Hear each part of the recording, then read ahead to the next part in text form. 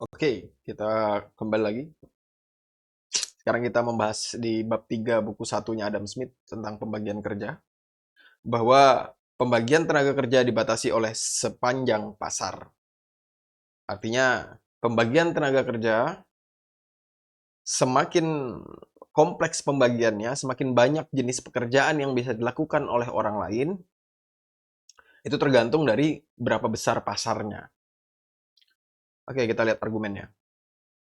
Sebagai kekuatan pertukaranlah yang memberi kesempatan terjadinya pembagian kerja. Sehingga luasnya pembagian ini harus selalu dibatasi oleh besarnya kekuasaan itu.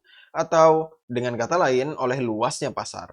Ketika pasar sangat kecil, tidak ada orang yang mempunyai dorongan untuk mengabdikan dirinya sepenuhnya pada satu pekerjaan. Karena tidak adanya kekuasaan untuk menukarkan seluruh surplus hasil kerjanya sendiri yang melebihi konsumsinya sendiri. Bagian dari hasil kerja orang lain sesuai dengan kesempatannya. Baik, pada paragraf ini Adam Smith mengemukakan satu gagasan bahwa pembagian kerja hanya bisa efektif jika jumlah pasarnya juga besar. Jumlah pasar adalah manusia yang meminta, eh, manusia yang mengkonsumsi gitu. Jadi kalau misalkan dalam satu komunitas hanya tersedia misal 10 orang saja, maka pembagian kerja tidak akan menjadi efektif di sana. Misal dari 10 orang tersebut, itu ada satu orang yang memiliki pembagian kerja, misal membuat paku. Nah, karena dia membuat paku dan dari 9 orang lainnya ini eh, tidak membutuhkan paku setiap harinya, maka dia tidak bisa terus-menerus membuat paku. Karena jika dia terus-menerus melakukan itu, yang terjadi adalah pakunya tidak laku, sehingga dia tidak bisa membeli makan, menukarkan paku yang dia produksi dengan makanan yang akan dia konsumsi. Nah, itu maksud dari paragraf ini. Ada beberapa jenis industri, bahkan yang paling rendah sekalipun, yang tidak dapat dijalankan dimanapun kecuali di kota besar. Seorang porter misalnya, tidak bisa mendapatkan pekerjaan dan penghidupan di tempat lain. Baginya, sebuah desa adalah wilayah yang terlalu sempit, bahkan kota pasar biasa pun tidak cukup besar untuk memberinya pekerjaan tetap. Di rumah-rumah terpencil dan desa-desa yang sangat kecil yang tersebar di negara yang begitu sepi, seperti dataran tinggi Skotlandia, setiap petani harus menjadi tukang daging, pembuat roti, dan pembuat bir untuk keluarganya sendiri. Nah, ini dia. Pada akhirnya dia, jika saya gunakan contoh yang awal tadi, orang yang membuat paku gitu. Karena itu tidak mencukupi, maka pada akhirnya dia hanya membuat paku di sebagian harinya saja, lalu di sebagian harinya yang lain dia tetap mencari cara untuk menghidupi dirinya dan keluarganya. Dalam situasi seperti ini, kita tidak dapat berharap untuk menemukan seorang pandai besi, tukang kayu, atau tukang batu dalam jarak kurang dari 20 mil dari orang lain yang memiliki keahlian yang sama. Keluarga-keluarga yang tersebar dan tinggal 8 atau 10 mil jauhnya dari rumah terdekat mereka harus belajar melakukan sendiri sejumlah besar pekerjaan kecil. Ya untuk itu, di negara-negara yang lebih padat penduduknya, mereka akan meminta bantuan dari para pekerja tersebut. Para pekerja di pedesaan hampir di mana-mana diwajibkan untuk bekerja pada semua cabang industri yang berbeda-beda, yang mempunyai banyak kesamaan satu sama lain, sehingga mereka harus bekerja pada jenis bahan yang sama. Seorang tukang kayu desa mengerjakan segala jenis pekerjaan yang terbuat dari kayu. Seorang pandai besi desa mengerjakan segala jenis pekerjaan yang terbuat dari besi. Yang pertama, tidak hanya seorang tukang kayu, tetapi juga seorang tukang kayu, seorang pembuat lemari, bahkan seorang pemahat kayu. Serta seorang pembuat roda, seorang pembuat bajak, seorang pembuat gerobak, dan gerobak. Pekerjaan yang terakhir ini masih lebih beragam. Tidak mungkin ada perdagangan kecil yang dilakukan oleh tukang paku di daerah terpencil dan pedalaman dataran tinggi Skotlandia. Pekerja seperti itu dengan upah 1.000 paku sehari dan 300 hari kerja dalam setahun akan menghasilkan 300.000 paku dalam setahun. Namun dalam situasi seperti ini mustahil untuk membuang 1.000, yaitu saat satu hari kerja dalam setahun. Baik. Pada titik ini, Adam Smith menjelaskan pentingnya sejumlah pasar yang besar agar pembagian kerja menjadi lebih spesifik lagi, lebih mengecil lagi. Dia berikan gambaran, seperti yang saya berikan gambaran tadi tentang tukang paku. Pada akhirnya dia tidak hanya membuat paku setiap harinya, yang seandainya dia melakukan itu setiap hari, maka waktunya akan sangat-sangat produktif gitu. Pada akhirnya dia tidak hanya membuat paku, tapi dia juga membuat palu, membuat pisau, membuat hampir segala hal yang berhubungan dengan bahan baku yang dia olah, yaitu besi. Saya kira begitu. Eh, ini asumsi saya untuk teks ke depannya. Saya kira mungkin Adam Smith ingin menyinggung masalah distribusi, menyinggung masalah distribusi. Sehingga walaupun kota itu kota kecil, pasarnya tidak banyak. Pasar yang saya maksud di sini adalah orang yang mengkonsumsi satu barang ataupun jasa. Itu tidak banyak jumlahnya, namun dia bisa terkoneksi dengan pasar global. Dan itu sudah terjadi hari ini. Banyak marketplace online gitu.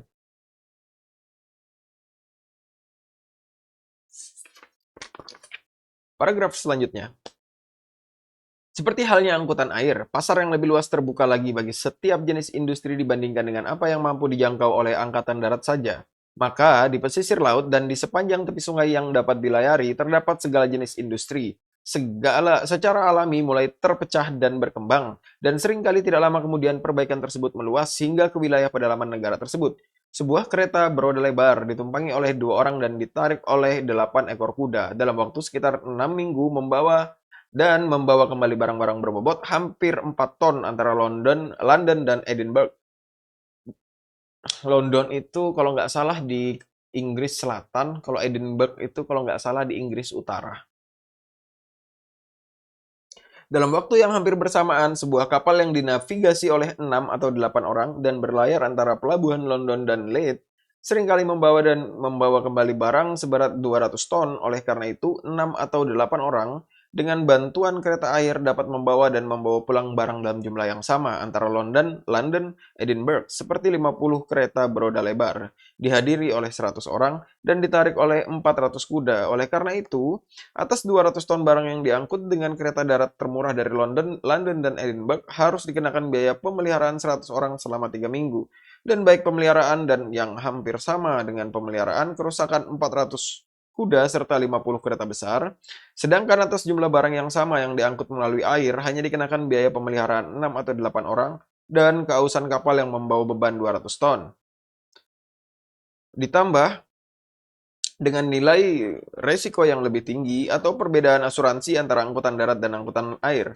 Oleh karena itu, seandainya tidak ada komunikasi lain antara kedua tempat itu kecuali melalui angkutan darat, karena tidak ada barang yang dapat diangkut dari satu tempat ke tempat lain, kecuali barang yang harganya sangat besar sebanding dengan beratnya, maka barang-barang tersebut hanya dapat diangkut melalui sebagian kecil dari perdagangan yang saat ini berlangsung di antara mereka. Dan akibatnya hanya dapat memberikan sebagian kecil dari dorongan yang saat ini mereka berikan kepada industri satu sama lain. Mungkin hanya ada sedikit atau bahkan tidak ada perdagangan apapun antar belahan dunia yang berjauhan. Barang apa saja yang dapat menanggung biaya angkutan darat antara London dan Kalkuta, atau jika ada barang-barang berharga yang mampu membiayai pengeluaran ini dengan keamanan apa, barang-barang tersebut dapat diangkut melalui wilayah-wilayah di banyak negara barbar. Namun kedua kota tersebut saat ini menjalankan perdagangan yang sangat besar satu sama lain dan dengan saling menyediakan pasar memberikan banyak dorongan bagi industri masing-masing. Oke, paragraf sepanjang ini kesimpulannya simpel banget sebenarnya. Kesimpulannya adalah Adam Smith mengemukakan gagasan bahwa yang terbaik yang bisa dilakukan untuk mengkoneksikan antar pasar atau mendistribusikan barang ke pasar lainnya adalah dengan transportasi laut. Karena transportasi laut ataupun sungai yang berbentuk udara berhubungan dengan air itu murah dan efektif dalam mengangkut barang atau memindahkan barang dari satu tempat ke tempat lain, dari satu pasar ke pasar lain. Saya pause dulu karena di luar sedang hujan deras, kemungkinan besar suara akan terganggu.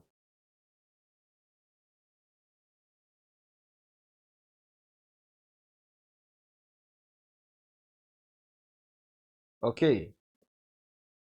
Oleh karena itu, karena keuntungan-keuntungan dari pengangkutan air adalah hal-hal tersebut, maka wajar jika perbaikan-perbaikan pertama dalam bidang seni dan industri harus dilakukan ketika kemudahan ini membuka pasar bagi seluruh dunia untuk menghasilkan segala jenis tenaga kerja.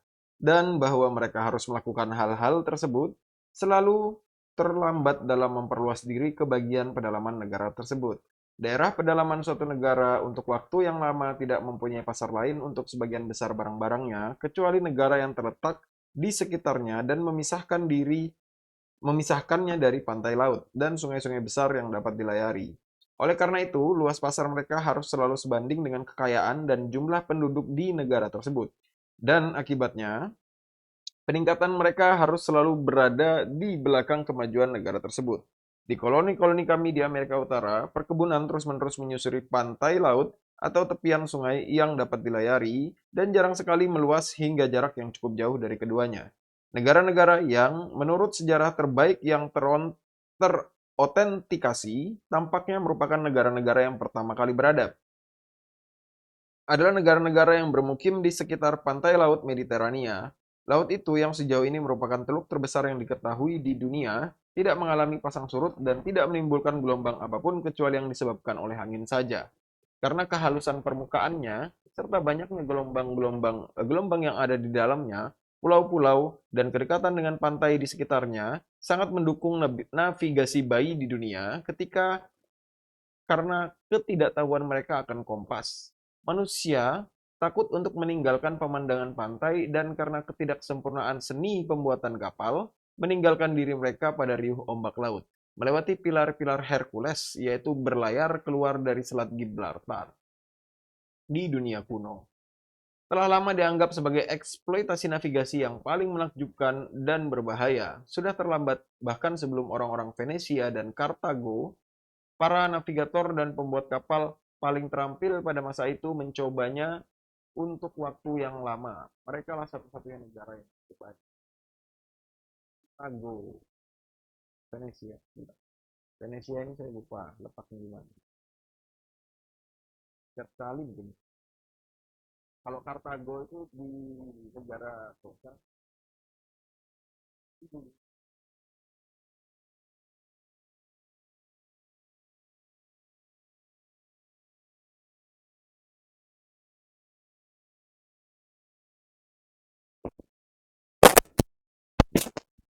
Halo, mic-nya terganggu.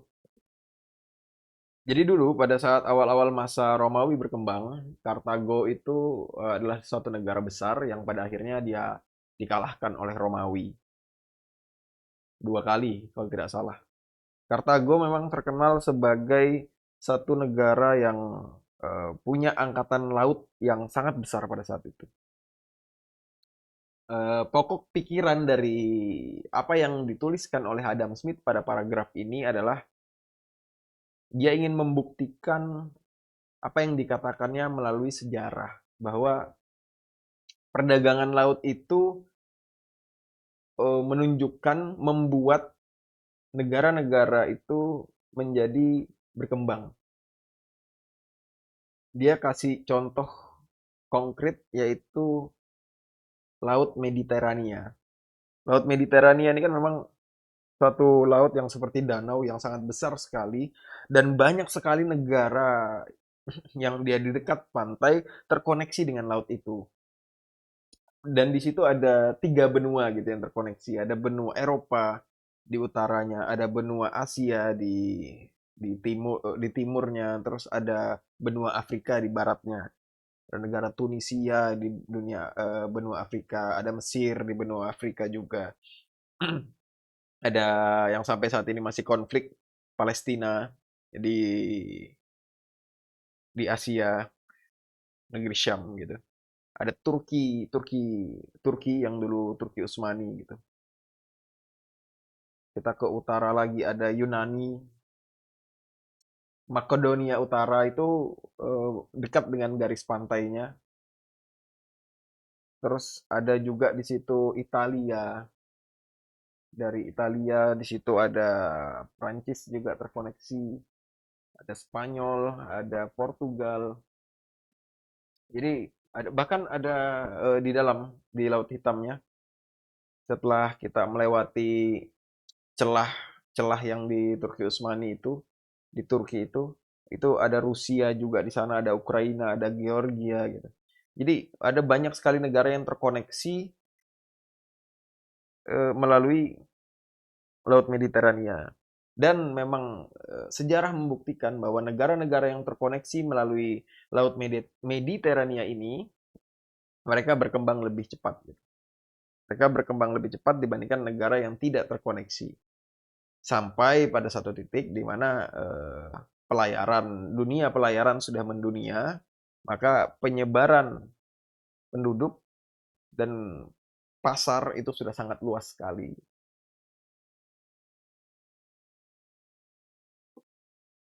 Dari semua negara di pesisir Laut Mediterania, Mesir nampaknya merupakan negara pertama yang pertanian atau manufakturnya dibudidayakan dan ditingkatkan hingga taraf tertentu.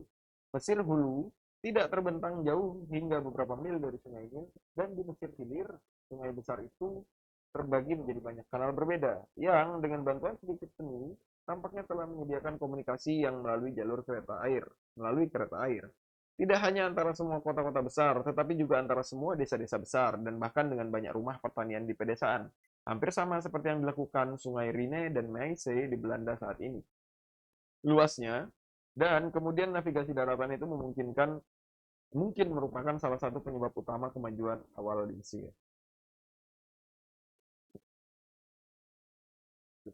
Eh, Sampai pada titik Mesir itu merupakan satu peradaban yang cukup besar. Ketika dulu Mesir dikuasai oleh Firaun gitu, masih zamannya Firaun, itu suatu peradaban yang sangat besar. Lalu ketika Mesir dikuasai oleh Persia, itu juga merupakan lumbung pangannya Persia. Jadi hampir seluruh orang di bumi Persia itu hidup dari gandum yang ditanam di Mesir. Begitu juga ketika dia dibebaskan, bukan dimerdekakan mungkin. Ya mungkin lebih cocok kata dimerdekakan. Dimerdekakan oleh Alexander the Great gitu, dari Makedonia Utara. Itu langkah taktis yang luar biasa. Alexander yang masih berusia 19 tahun pada saat itu, yang pertama kali setelah dia bisa menyeberang dan aman di wilayah negeri Syam, itu dia tidak terburu-buru untuk memukul kerajaan Persia di Babelonia pada saat itu, tapi terlebih dahulu dia masuk ke Mesir untuk menghentikan suplai barang pertanian hingga sehingga pada saat itu Babilonia, ibu kota Persia, terguncang oleh kurangan pangan. Itu luar biasa. Satu negara kecil Makedonia mampu menaklukkan satu gajah besar. Itu seperti semut lawan gajah. Dengan taktik yang baru yang satu itu. Mungkin akan seru kalau kita membahas.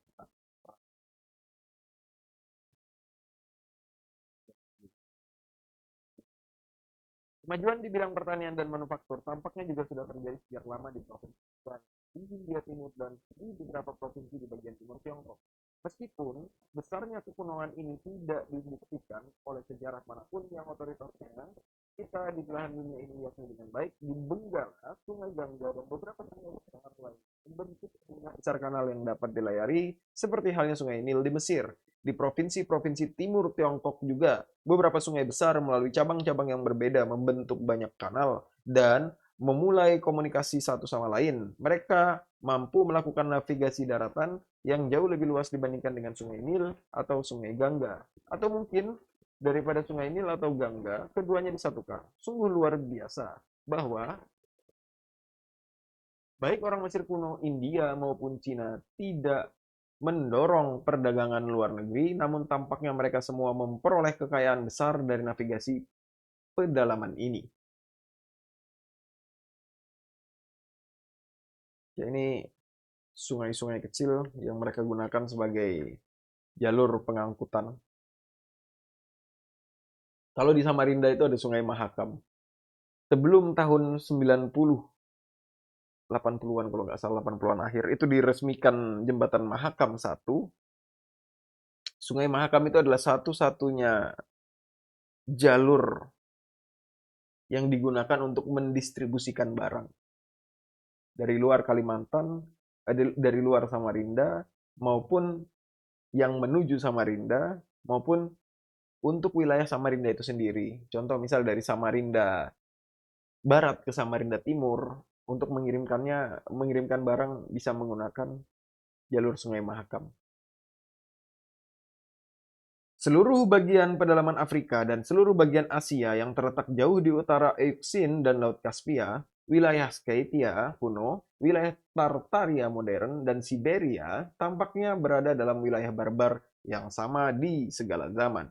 Dan keadaan tidak beradab ini kita temukan saat ini. Laut Tartari adalah lautan beku yang tidak memungkinkan adanya navigasi, dan meskipun beberapa sungai terbesar di dunia mengalir melalui negara tersebut, jarak sungai-sungai tersebut terlalu jauh satu sama lain untuk melakukan perdagangan dan komunikasi melalui sebagian besar wilayah tersebut. Di Afrika tidak ada satupun teluk besar.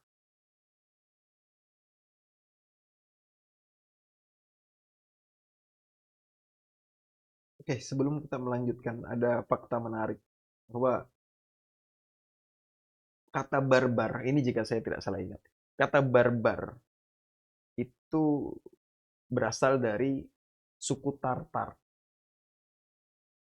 Jadi orang-orang ini kan, ilmu pengetahuan kita ini kan, sejarah kita juga itu melalui sudut pandangnya orang Eropa.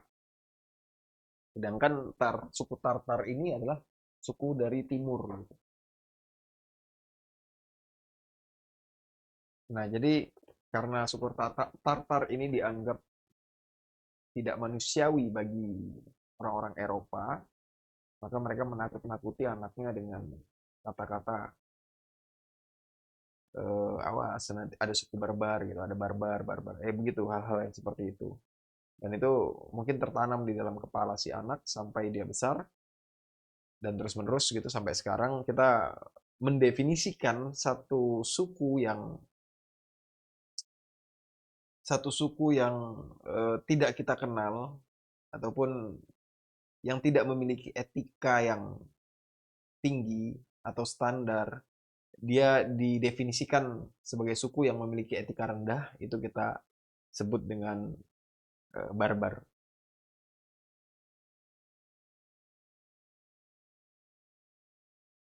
Oke, kita lanjut lagi. Di Afrika tidak ada satupun teluk besar seperti Laut Baltik dan Adriatik di Eropa, Laut Mediterranean dan Laut Euxine di Eropa dan Asia, dan Teluk Arabia, Persia, India, Bengal, dan Siam di Asia untuk membawa perdagangan maritim ke bagian dalam benua besar itu. Sungai-sungai besar di Afrika berada pada jarak yang terlalu jauh satu sama lain untuk memberikan peluang bagi navigasi darat yang cukup besar. Perdagangan yang tidak dapat dilakukan oleh negara manapun kecuali sungai tidak membelah menjadi banyak cabang atau kanal, dan yang mengalir ke wilayah lain sebelum mencapai laut, tidak akan pernah menjadi besar. Karena selalu berada dalam kekuasaan negara-negara yang memiliki wilayah lain itu untuk menghalangi komunikasi antar wilayah atas dan laut.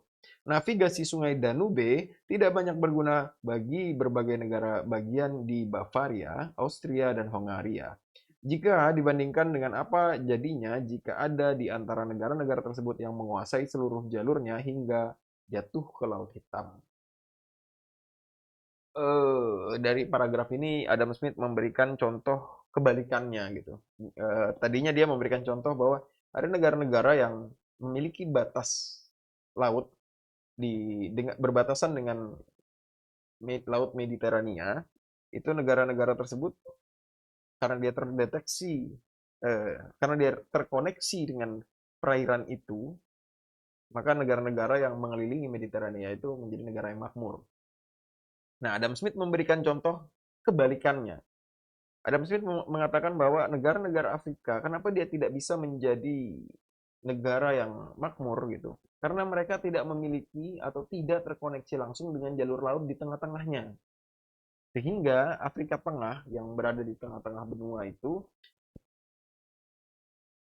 jadi sangat tertutup, tinggal. Jadi pada titik itu jalur laut Kali ini membuktikan bahwa Adam Smith memang benar terhadap argumen. Yang terpenting dari itu semua bahwa jalur laut sampai saat ini pun itu masih digunakan oleh seluruh masyarakat untuk mendistribusikan barang yang dia produksi maupun yang dia konsumsi. Oke. Oke, bab 4 lumayan menarik. Asal usul dan penggunaan uang.